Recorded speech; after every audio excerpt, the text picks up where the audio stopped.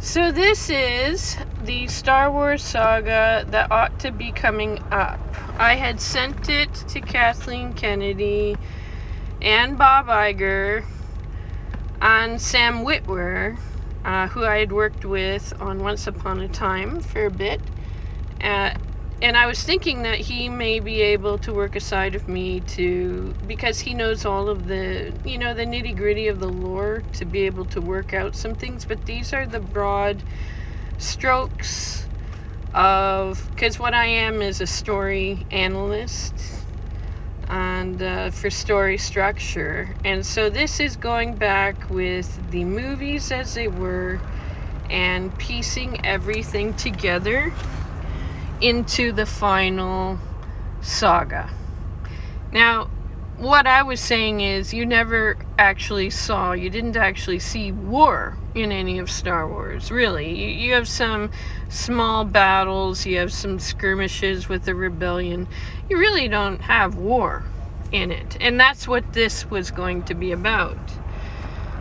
So what it was is, I said, it starts out way back with this.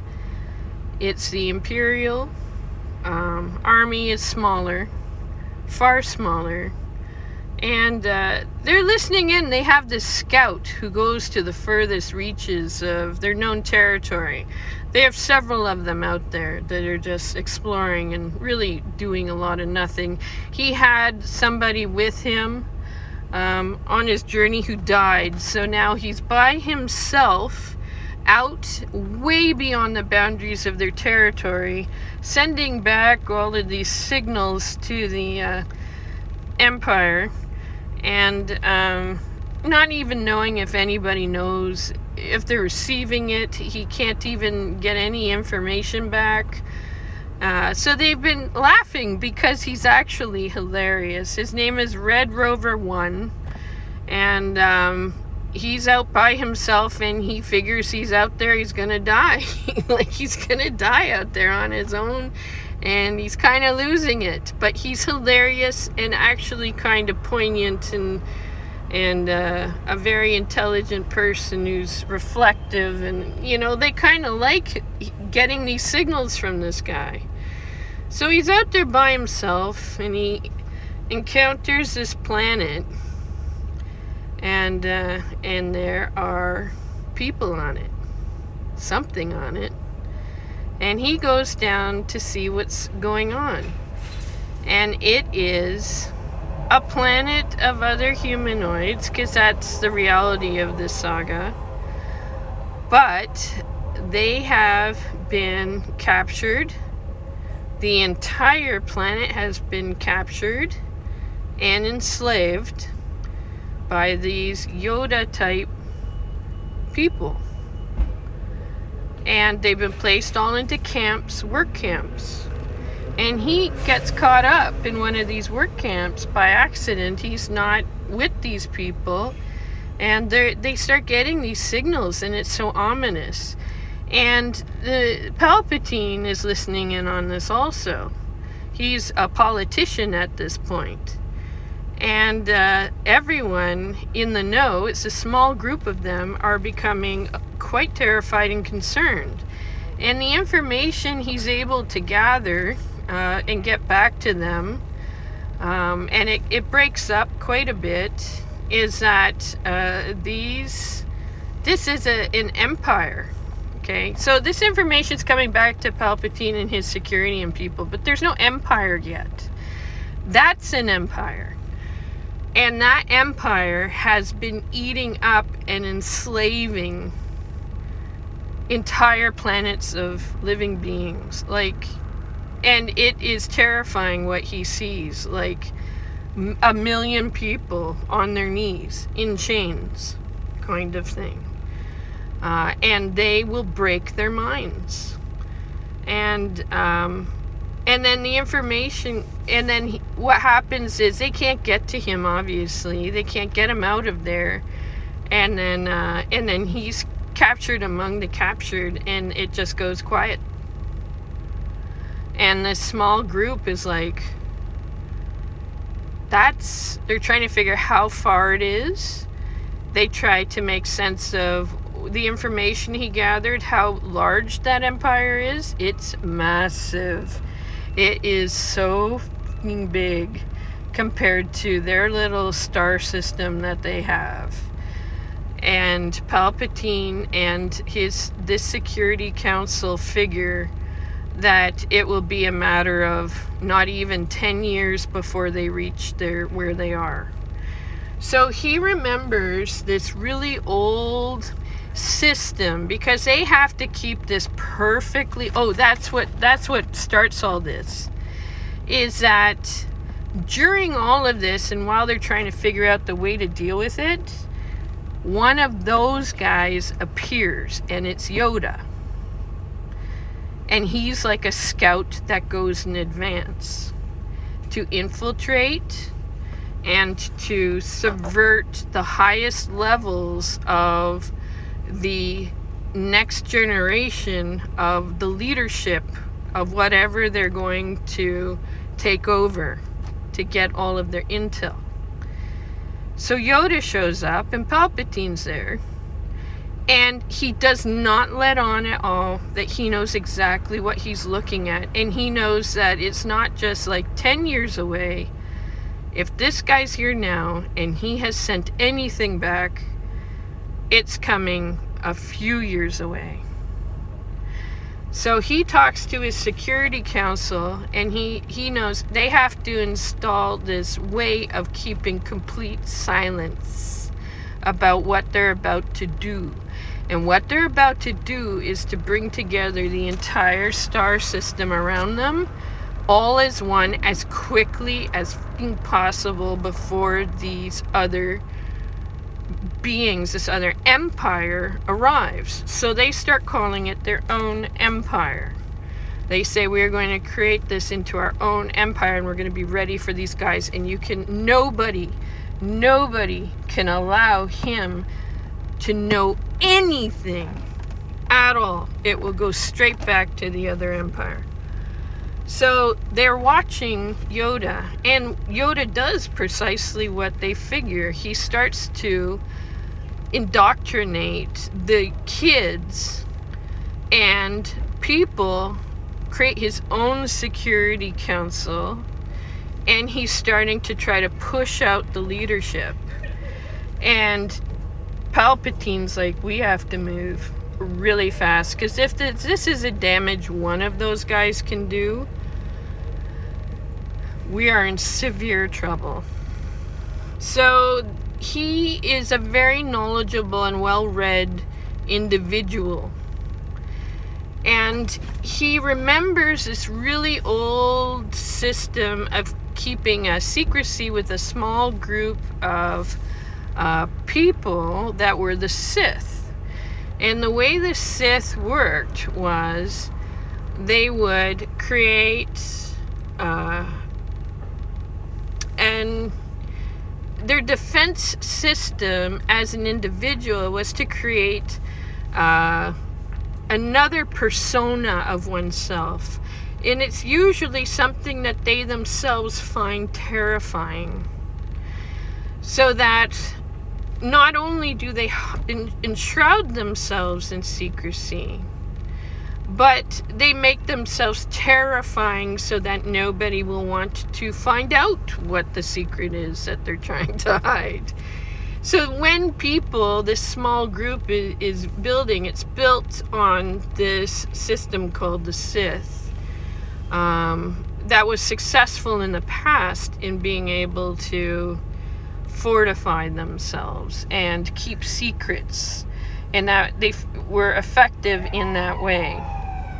Here, sorry. That actually wasn't a bad thing. It was kind of cute. So for Palpatine, age, growing old, growing feeble, these are terrifying things for him. A sense of disease. His actually becoming elderly for him was the most terrifying thing he could think of, is to be an old, aged man who is,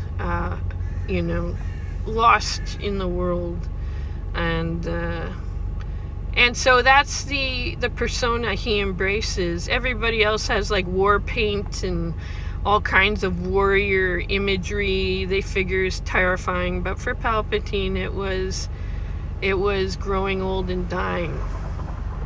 He figured that's one of the most terrifying things for all people to face, that they usually try to run from.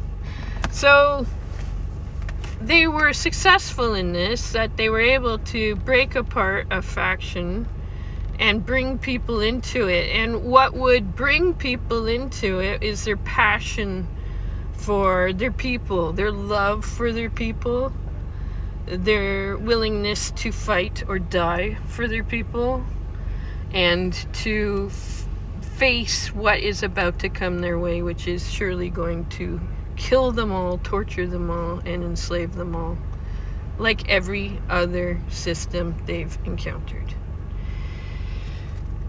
But they're up for it. And so, but they had to still keep it secret, because they knew if it started getting back that they were aware of this empire, that they would mobilize themselves even faster and attack even faster. So then he started this, he said, we need more numbers. And that's when he started creating these clone army. He's like, we need to build an army that's larger and it's quiet and it's tucked away and nobody will know.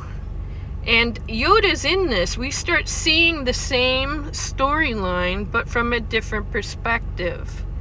And Yoda's trying to feel his way, trying to see through what they're obscuring from him, but he can't. He can't get through it. And he keeps talking about, I don't know, why I can't see the future, the dark. He's calling it the dark side. But really, it's what he's not able to control. And he's still not certain whether that he has no idea that they're aware of what he is and what he represents. And I haven't really seen the stories with Grogu, but of course, he's grown up on his own in some strange way, very odd situation where he's presented as this innocent. So maybe he would have some small storyline in this where he's somewhat heroic, perhaps,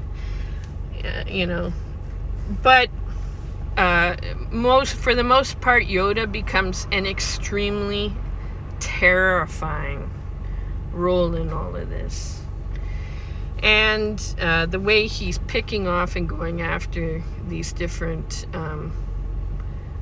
kids of the leadership, it becomes that way. Now, there's a storyline of Anakin. I was questioning whether I would alter the perspective of what Anakin was doing, maybe perhaps because he was feeling there's not enough time, they're becoming too powerful, these kids, and maybe we see some of the effects they're having on their family. I don't know. Maybe he actually did something else with them we're not aware of. Maybe he just took them away somewhere through instruction by somebody. I'm not sure. But what I was going to say is that, and that's what I was going to work out with Sam as a way to reconcile that, because for the Emperor it would be important to take these kids and to train them, and to keep them secretive from Yoda and to stop him from what he's been doing. So it may appear he may have taken the brunt of saying he killed them or being known to have killed them when he didn't at all. He saved their lives. And by the time we would get to that point, you'd be like, get the kids out of there. Get them away from that guy. So we might be quite happy and actually cry when we see that he's actually got him away. But I was going to have Rey as being one of the kids in the class. And as far as they knew, she's the only one who got away. by hiding in the walls of the class. Ray, her father is what you call the Phantom Menace. She, and my dad's actual nickname as a kid was Dennis the Menace. And so when they were doing the previous Ray movies, they said, Obi-Wan's her dad. And I said, no, it's not. It's her father or her grandfather is the Emperor. And they would say, on the movie sets I worked on, they said, no, it's not. And I said, yeah, because it's me. And I told you, her grandfather or her father is the Emperor. That's what it is. And they all would get angry with me, and then they'd see it, and then they go, oh, did you know that? Like, yes, I know. For the love of the universe. So my dad's actual nickname, it's one of the last things he told me before he passed away, was that when he was little, he was called Dennis the Menace. That's his middle name, was Dennis. So I was having Ray, her father was starting to apprentice her. My dad actually did apprentice me for several years prior to his said passing. I was going to say, he tells her about the forest, but he more so apprentices her about her, the way to survive and to fight your way through existence. He was starting to instruct her about the Sith and the like, but he actually takes her in a different direction. He encourages her not to have a persona that is warrior-like or terrifying. Her persona is the Rey we know, actually. Her persona is to be very bland, is to be non-assuming, not necessarily beautiful or pretty, but just presented as that, to be forgettable, to be able to move through a crowd and not really be seen. That's her persona. And that's kind of her terror, actually, in some ways, is to not be anything of who she is inside, but to be, just a nobody. Just a nobody. And that's her persona that she finds terrifying. And that she feels people will repel from. Not particularly lovely, not particularly anything. Just somebody that works. And they'll leave her alone. And that's what you learn from her father. Her father becomes very ill. He does tell her that she's related to the Emperor. As he had grown to be with this empire, he could not truly understand what his father was doing. And he was on his own with his daughter, having her learn that she had to grow up to be a very fortified individual of her own self. And in his becoming quite ill, he's a scientist, actually. He's a man of intellect and very protective and loving of his family. And part of his science is working with plasma and phase shifting. And he figures that he's very ill, but perhaps if he goes into that area of being alive but not alive, that maybe he could evade death long enough that he could be healed later. And so he has to leave her suddenly as his illness gets worse. And so she kind of wants to wait to see if he comes back for her. She didn't really want to leave. But when she is found by others, they all assume that she had absolutely no training and didn't ever even bother asking her anything, just because she's nobody. They figure she's nobody. She had this story that she had created as part of her persona, her parents were just drunkards and sold her for blah blah, And that's what Kylo kind of pulled from her mind. But he knew that there's layers to this. He couldn't quite understand it. Nobody ever asked her if she was ever trained as a Jedi, and she is. She's a full-on Jedi. She's a Jedi Master. She actually is presented like Yoda. There's a parallel between Rey and Yoda that I build in the story, because when you first meet Yoda, he's alone on Dagobah. He's a hermit, and he presents himself with a persona at first of being just some strange, crazy little creature that's going through your stuff. And there's not anything to know about him. She's very similar in that way. Very unassuming hermit that just goes about her work. And there's not anything to see here. She's really nobody.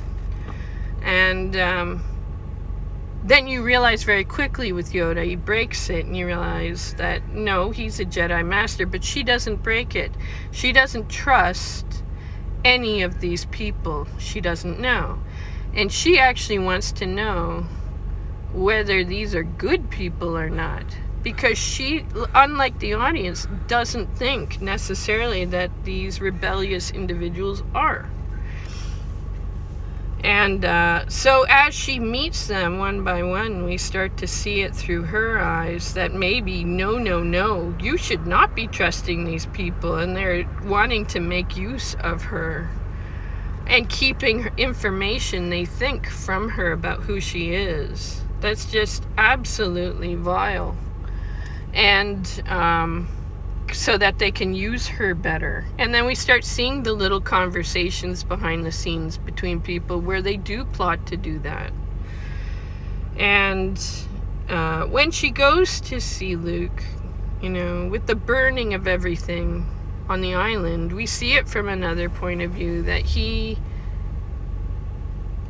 has quite, it's not a light or dark thing, but he has become a very disturbed human being at that point, that really wants to keep all of the knowledge for himself.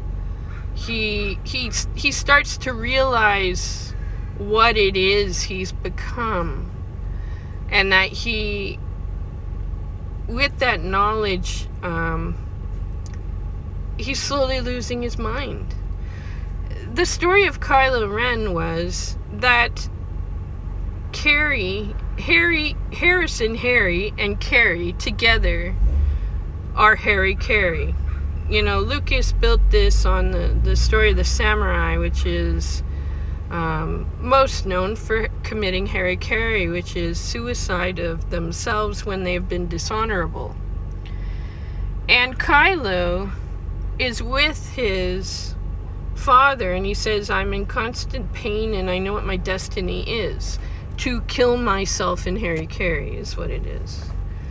He says, can you help me with it? And he says, yes, I'll do anything for you. And he has Han Solo instead commit Harry Carey with the sword through his torso, and to release him of the destiny his father had condemned him to, which is to face the terrible betrayal and shame of what he has done.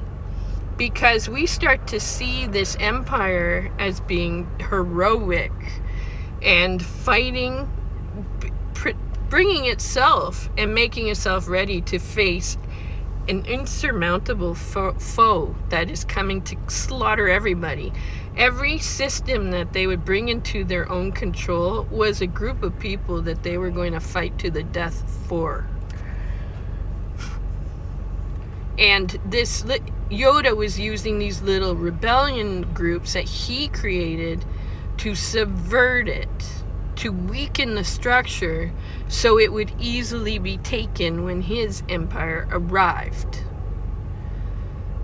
So the rebellion itself we no longer see as being anything of valor. It is shame. It is a betrayal. It is something that is deserved of committing hara-kiri. And so returning to this other storyline, what also occurred was that so Luke, as said, he faced that shame, and within that, he didn't kill himself. He killed all of what he felt he represented, which was the Jedi, and the font of knowledge that they had built. And Rey realized he's a monster, and everything that would remain of that knowledge is in her now. It's no longer in books, it's no longer in practice, it's something that she alone holds. So now we have Oscar's role, and I have to say, Oscar Isaac, if you encapsulate everything that I love in a man, then that's him. The casting really killed it there, except I think he's gay, isn't he? So anyway, Oscar is actually, and this came to me because when I worked with Sam Witwer on Once Upon a Time, I can't really get into it, but it was revealed to me that they were thinking to make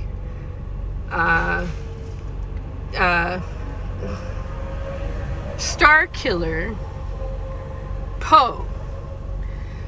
And so Oscar Isaac's character Poe is actually a character that Sam Witwer has played in other pieces, but not in the main canon movies, called Starkiller. So he's the apprentice of Darth Vader, and within the movies we'll have Kylo Ren is torturing his mind at some point, and he runs away. But that was the end scene of his apprenticing with Anakin, Darth Vader. Now, there's some age gaps, but these people at times are able to live longer than the average person, will say. And so when he is with the said rebellion, you see that he actually is not doing anything that they ask. He actually goes off, he starts a battle with the Dreadnought, nearly gets everybody, the entire rebellion, killed, and tries to take over the leadership immediately from Leia. And she's not wise to it at all, that he actually is a Starkiller who is trying to subvert the entire rebellion for the Empire. He's a spy, essentially, who's playing two different personas. And so his persona is actually his real self, which is weird, because he reverses it. He keeps his Sith persona when he's with the Sith. And when he's with the rebellion, he lets them see him as a person, so they don't suspect that he's actually Starkiller with the Empire, but he is. And so he's kept separate from Rey until near to the end, where they meet up. And Rey for Starkiller is extraordinarily intriguing. He actually becomes quite obsessive. I'm not going to get into the new parts of the story, but as I said, because we're kind of at that point, and I actually cut off everything with Sam Witwer, because whether it's him or what's around him, it is a most disturbed group. One of the most disturbed groups I've ever encountered, and I just feel it's not good for my gifted academy to have that around them. I was going to have it written where he kind of, they fall in love, most likely, and there's this, in a fictional sense, and all these things occur.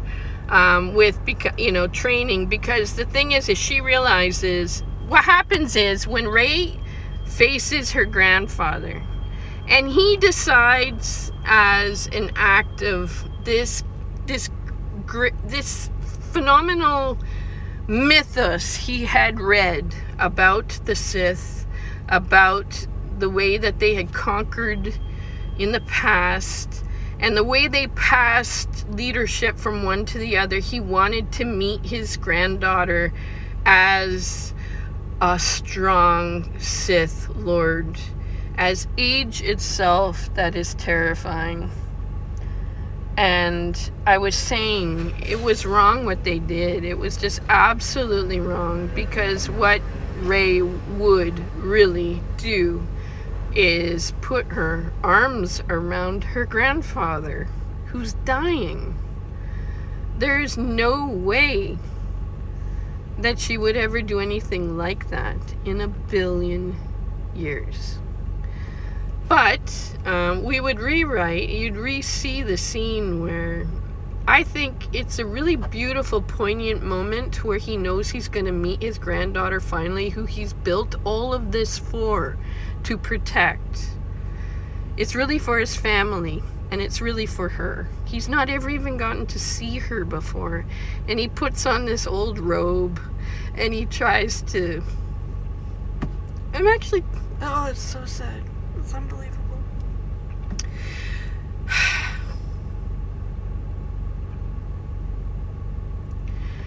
Because for him, her seeing him for the first time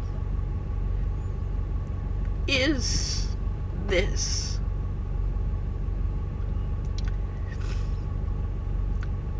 What he's created, it's actually a really beautiful moment. And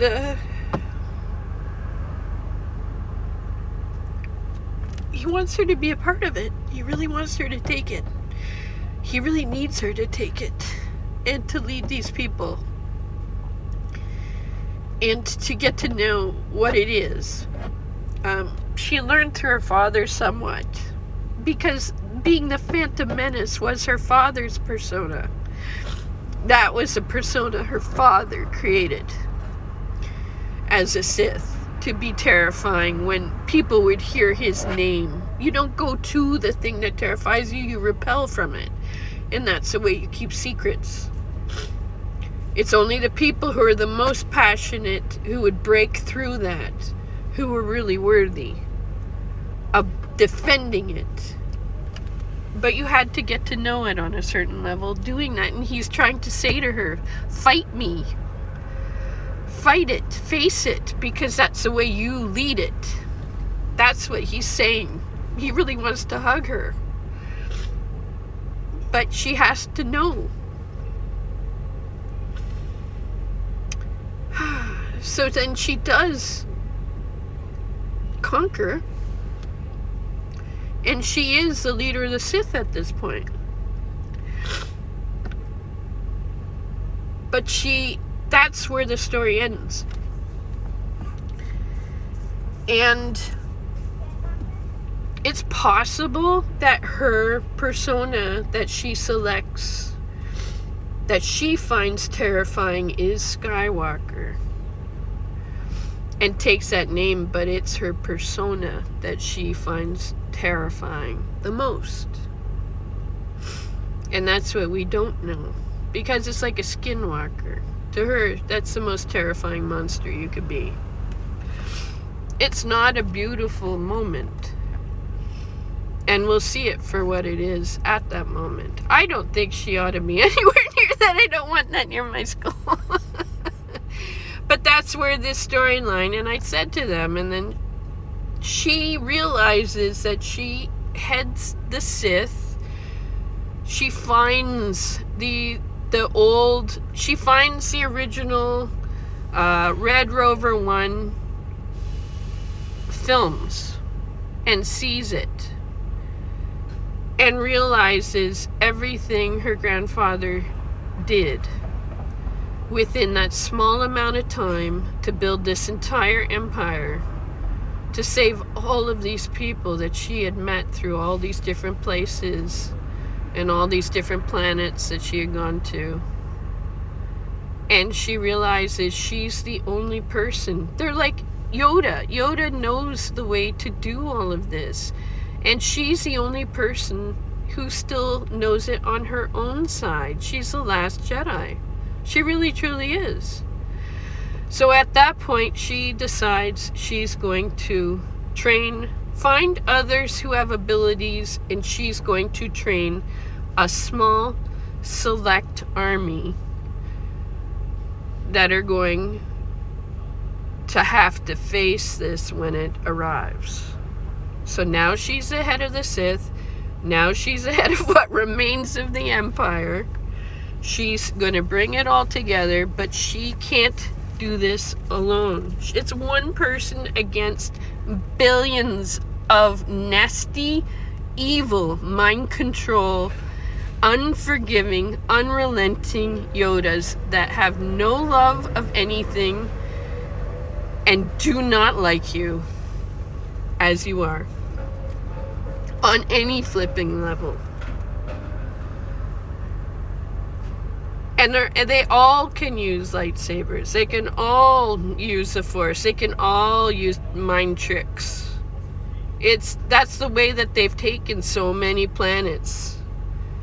It's like billions of them in her. So even if she gets together 20 people, then it's her and 20 people against a billion of them, and then her soldiers, hoping that they don't mind control and enslave all of them. It's gonna be nearly impossible. And that's when Star Wars starts.